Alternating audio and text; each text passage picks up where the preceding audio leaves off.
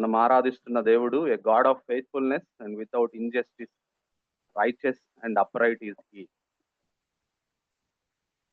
మన ఆరాధనకు సహాయకరంగా 75వ కీర్తనని ఉత్తర ప్రత్యుత్తర రీతిగా చదువుదాం. సామ్ 75. 75వ కీర్తనని ఉత్తర ప్రత్యుత్తర రీతిగా చదివి అందులోంచి మన దేవుడు ఏమై ఉన్నాడు, మన దేవుడి ద్వారా మనం ఏ విధంగా దీవించబడుతున్నాం అనే విషయాలను మనం జ్ఞాపకం చేసుకుని మనం ఈ ఉదయకాలమున మన దేవుణ్ణి ఆరాధన చేద్దాం. 75వ కీర్తన ఉత్తర ప్రత్యుత్తర రీతిగా we will read you responsively. Psalm 75. దేవా, మేము నీకు కృతజ్ఞతాస్తుతులు చెల్లించుచున్నాము. నీవు సమీపముగా నున్నావని కృతజ్ఞతాస్తుతులు చెల్లించుచున్నాము. నరులు నీ ఆశ్చర్య కార్యములను వివరించుదురు.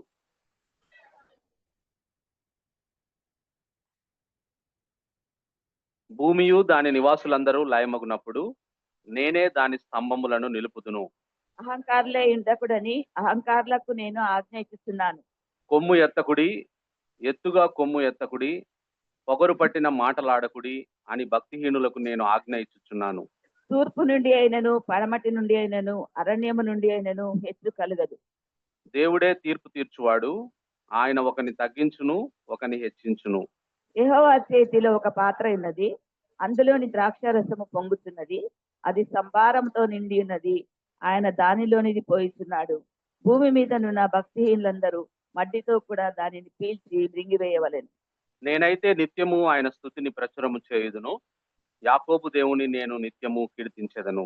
భక్తిహీనుల కొమ్ములన్నిటినీ నేను విరుగగొట్టెదను, నీతిమంతుల కొమ్ములు హెచ్చించబడును. ఈ కీర్తన రచయిత ఆసాపు కీర్తన అని పైన వ్రాయబడ్డం మనం చూస్తాం. Asaph was a great singer and musician of David and Solomon ఎరా.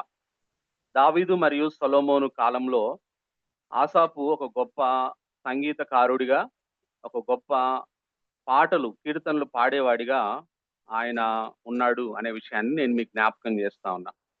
We find his record in 1 Chronicles 15, 16, 25 chapters and 2 Chronicles 29 chapters. ఆసాపు యొక్క విషయాలు మనకు మొదటి దినవృత్తాంతముల గ్రంథము 15, 16, 25 అధ్యాయాల్లో, రెండవ దినవృత్తాంతములు 29లో మనం చూస్తాం. He was not only a great singer and musician, Asaph was also a prophet. ఆసాపు సంగీతకారుడు మాత్రమే కాదు కానీ ఆయన ఒక ప్రవక్తగా ఉన్నాడు అనే విషయాన్ని బైబిల్ మనకు చెప్తా ఉంది. His songs were not just music but spirit inspired prophecy. ఆయన ఆత్మచేత నింపబడి ప్రవచనాత్మకంగా ఆయన కీర్తనలు రాశాడు అనే విషయాన్ని మనం ఆసాపు కీర్తనలను మనం ధ్యానించినప్పుడు మనకు అర్థమవుతుంది. ఆసాపు ఈ కీర్తనలో 12 కీర్తనలు రాశాడు. 50వ కీర్తన ఆసాపు రాసిందే. 73 నుంచి 83 కీర్తనల వరకు కూడా ఆసాపు రాశాడు అనే విషయాన్ని బైబిల్లో మనం గమనించవచ్చు. అయితే the theme of this psalm, ఇది రచయితను గురించిన మరి ఇంట్రడక్టరీ వర్డ్స్. అయితే the theme of this psalm is, అంటే ఈ కీర్తన యొక్క అంశం ఏమిటి, ఈ కీర్తన దేని గురించి తెలియజేస్తుందంటే, god being righteous judge exalts some and brings others low. దేవుడు, మనం ఆరాధిస్తున్న దేవుడు నీతిమంతుడైన న్యాయాధిపతిగా ఉండి ఆయన కొందరిని హెచ్చిస్తాడు, కొందరిని తగ్గిస్తాడు అనే విషయం ఈ కీర్తన మనకు తెలియజేస్తుంది. ఈ కీర్తనలోంచి కొన్ని విషయాలని ఉదయకాలంలో మనం జ్ఞాపకం చేసుకుని మన దేవుణ్ణి మనం ఆరాధిద్దాం. మొట్టమొదటిది, మొదటి వచనంలో రాయబడ్డ మాటను మనం చూస్తే, దేవా, మేము నీకు కృతజ్ఞతాస్తుతులు చెల్లించుచున్నాము. నీవు సమీపముగా నున్నావని కృతజ్ఞతాస్తుతులు చెల్లించుచున్నాము. నరులు నీ ఆశ్చర్య కార్యములను వివరించుదురు. కీర్తనకారుడు ఈ మొదటి వచనంలో మన దేవుడి గురించిన 2 విషయాలు తెలియజేస్తా ఉన్నాడు. దాన్ని బట్టి దేవుడికి కృతజ్ఞతాస్తుతులు చెల్లిస్తా ఉన్నాడు. ఆ 2 విషయాలు ఏమిటంటే, మనం ఆరాధించే దేవుడు మనకు సమీపంగా ఉండే దేవుడు. He is not a distant God. మన దేవుడు మనకు దూరంగా ఉండే దేవుడు కాదు, మన దేవుడు మనకు సమీపంగా ఉండే దేవుడు. కాబట్టి మనం ఆయన ఆరాధించాలంటా ఉన్నాడు. రెండో విషయం ఏమిటనంటే, మన దేవుడు, మనం ఆరాధించే దేవుడు ఆశ్చర్య కార్యములు చేసే దేవుడు అంటున్నాడు. మొదటి వచనంలో ఈ రెండు విషయాలు చెప్తా ఉన్నాడు. మనకు సమీపంగా ఉండే దేవుడు ఈ దేవుడు. రెండవది ఆశ్చర్య కార్యాలు చేసే దేవుడు కదా. మనకు సమీపంగా ఉండే దేవుడు అనే విషయాన్ని మనం జ్ఞాపకం చేసుకుంటే ఏ విధంగా మనకు సమీపంగా ఉన్నాడంటే ఈజ్ ఇమాన్యుయల్ టు అస్ కదా. ఆయనకున్న అనేక నామాల్లో ఒక టైటిల్ ఏమిటనంటే, మన దేవుడికి ఉన్న నామాల్లో ఒక టైటిల్ ఇమాన్యుయల్. ఇమాన్యుయల్ అంటే దేవుడు మనకు తోడు అని అర్థం. Through his cross we brought near to him. ఆయన సిలువ ద్వారా దూరస్థులమైన మనల్ని ఇంకా సమీపస్తులుగా చేశాడని బైబిల్ సెలవిస్తా ఉంది. He put him Holy Spirit in us. మనలో పరిశుద్ధాత్మను ఉంచడం ద్వారా ఆయన మనకు సమీపంగా ఉన్నాడు. అంత మాత్రమే కాదు, he's near in prayer and worship. మన ప్రార్థనలకు సెలవిచ్చేంత సమీపంగా ఉన్నాడు. మన ఆరాధనను స్వీకరించేంత సమీపంగా ఉన్న దేవుణ్ణి మనం కలిగి ఉన్నాం. కాబట్టి ఈ ఉదయకాలంలో మనం ఆయన ఆరాధించబద్దులమైన. రెండో విషయాన్ని మొదటి వచనంలో చెప్తున్న మాట ఏమిటంటే, ఆశ్చర్య కార్యాలు చేసే దేవుడిన. ఇశ్రాయేలు ప్రజలను ఆయన ఇశ్రాయేలు ప్రజలను పవర్ఫుల్ ఎంపరర్ ఫరో చేతిలో నుంచి విడిపించాడు. 20 లక్షల మందిని 40 సంవత్సరాలు పోషించాడు. అనేక మంది రాజుల మీద విజయం ఇచ్చాడు అనే విషయాన్ని నేను మీకు జ్ఞాపకం చేస్తాను. ఇశ్రాయేలు జీవితంలో ఆయన చేసిన అద్భుత కార్యాలు కదా. మన జీవితాల్లో కూడా దేవుడు మాత్రమే చేయగలిగిన అద్భుత కార్యాలు చేయడం ద్వారా ఆయన మనకు సమీపంగా ఉన్నాడని మనకు రుజువు చేస్తా ఉన్నాడు. అందును బట్టి మనము ఆయన్ని ఆరాధించబద్దులమైనామనే విషయాన్ని నేను మీకు జ్ఞాపకం చేస్తాను. కాబట్టి మొదటి వచనంలో మన దేవుడు ఏమై ఉన్నాడంటే, ఆయన మనకు సమీపంగా ఉన్నాడు. ఆయన ఆశ్చర్య కార్యాలు చేసే దేవుడు కాబట్టి మనం ఆయన ఆరాధించాలని ఆసాపు మనకు తెలియజేస్తా ఉన్నాడు. 2-3 వచనాల్లో రాయబడ్డ మాటల్ని మనం గమనించినట్లయితే, 2వ వచనం 3వ వచనం.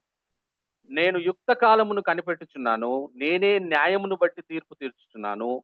భూమియు దాని నివాసులందరూ లయమగునప్పుడు నేనే దాని స్తంభములను నిలుపుదును అంటున్నాడు.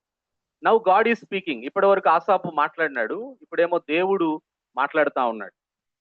దేవుడు మాట్లాడుతూ దేవుడు ఏమై ఉన్నాడనే విషయాన్ని మనం ఆయన మాటల్లోంచి మనం తెలుసుకుంటే, ఇక్కడ ఇంకొక విషయం మనకు కనపడతా ఉంది. అదేమిటనంటే, మనం ఆరాధించే దేవుడు నీతిగల న్యాయాధిపతి అనే విషయాన్ని తెలియజేస్తా ఉన్నాడు. రైచియస్ జడ్జ్ మనం ఆరాధిస్తా ఉన్నాం. ఈ రైచియస్ జడ్జి ఎలా పనిచేస్తాడనే విషయాన్ని మనం గమనిస్తే, అక్కడ రాయబడి ఉన్న మాట, he will judge in proper time. యుక్త కాలమున ఆయన మనకు న్యాయం చేసే దేవుడు. యుక్త కాలమున అంటే మనం అనుకున్నప్పుడు కాదు, ప్రాపర్ టైంలో న్యాయం చేసే దేవుడు అంటున్నాడు. నెంబర్ 1. రెండో విషయాన్ని మనం గమనించినట్లయితే, హీ విల్ జడ్జ్ అప్రైట్లీ. న్యాయంగా న్యాయం తీర్చే దేవుణ్ణి మనం కలిగి ఉన్నాం. రెండోది. మూడోది, హిస్ జడ్జ్మెంట్స్ హ్యాస్ పవర్. ఆయన తీర్పులకు శక్తి ఉంది అనే విషయాన్ని, ఈ 3 సంగతులు మనం జ్ఞాపకం చేసుకుని మనం ఆరాధించే దేవుడు నీతిగల న్యాయాధిపతి. యుక్త కాలమున ఆయన న్యాయం తీర్చేవాడు. మనం తొందరపడ్డట్టు కాకుండా న్యాయముగా న్యాయం తీర్చే దేవుణ్ణి మనం కలిగి ఉన్నాం. ఆయన తీర్పులు శక్తి గలవి అనే విషయాన్ని మనం జ్ఞాపకం చేసుకుని మనం ఆయన్ని ఆరాధించాలి. ఒక విషయాన్ని మనం జ్ఞాపకం చేసుకుంటే, he acts in proper time. అంటే never too soon, never too late. ఆయన ఎప్పుడు తొందరపడి మనకు న్యాయం తీర్చడు, లేటుగా న్యాయం తీర్చడు. కరెక్ట్ టైంలో ఆయన మనకు న్యాయం తీర్చే దేవుణ్ణి మనం కలిగి ఉన్నాం అనే విషయాన్ని మనం జ్ఞాపకం చేసుకుని ఆయన ఆరాధించాలి కదా. ఈ జడ్జెస్ అప్రైట్లీ.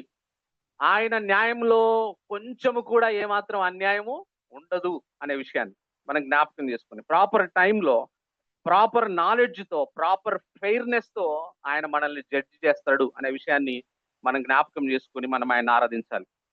ఇంకో అంశాన్ని చూస్తే ఆయన తీర్పులను గురించి, హిస్ జడ్జ్మెంట్స్ హ్యాస్ పవర్.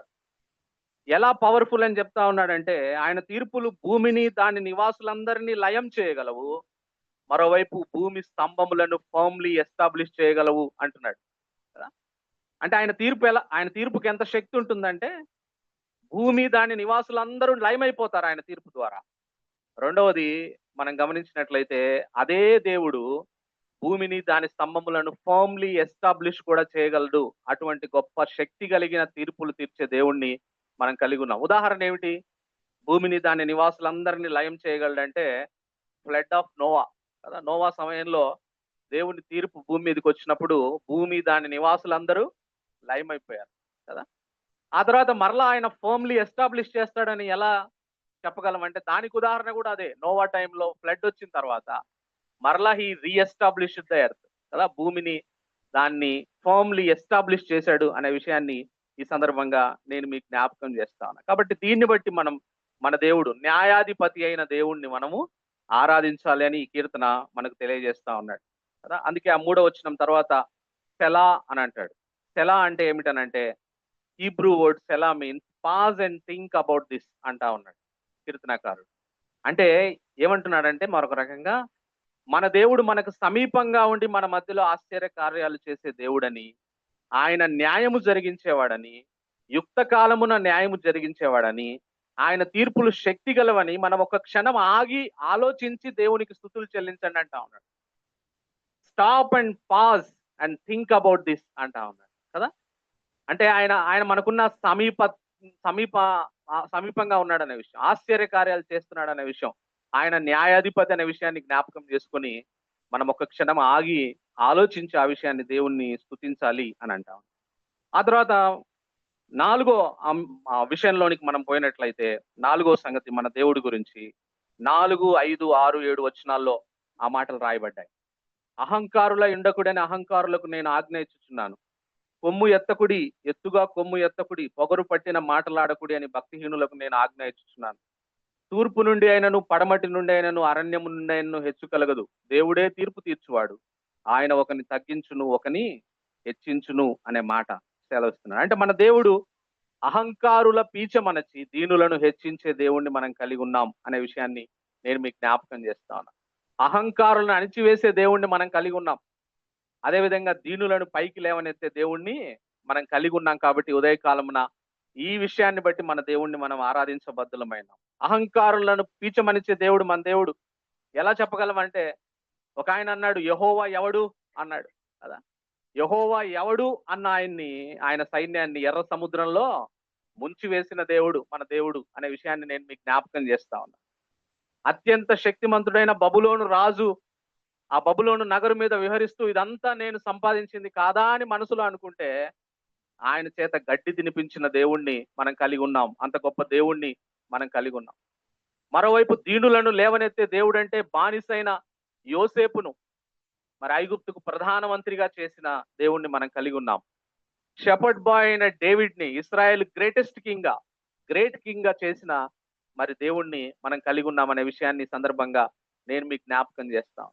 కావున మనకు ప్రమోషన్ ఏదైనా సరే ఈస్ట్ నుంచి వెస్ట్ నుంచి రాదు. మనకు ప్రమోషన్ పైనుంచి వస్తుంది అనే విషయాన్ని కీర్తన మనకు తెలియజేస్తాం. అంటే మనకు ప్రమోషన్ ఇచ్చే దేవుణ్ణి మనం ఆరాధించబద్దులమైనాం అనే విషయాన్ని ఈ సందర్భంగా నేను మీకు జ్ఞాపకం చేస్తాను. మన ఇన్వర్డ్ స్కీమ్స్, మన outward plans will not work out. మనం లోపల చేసే పనులు బయట వేసే ప్రణాళికలు కాదు మనకు ప్రమోషన్ తీసుకొని వచ్చేది.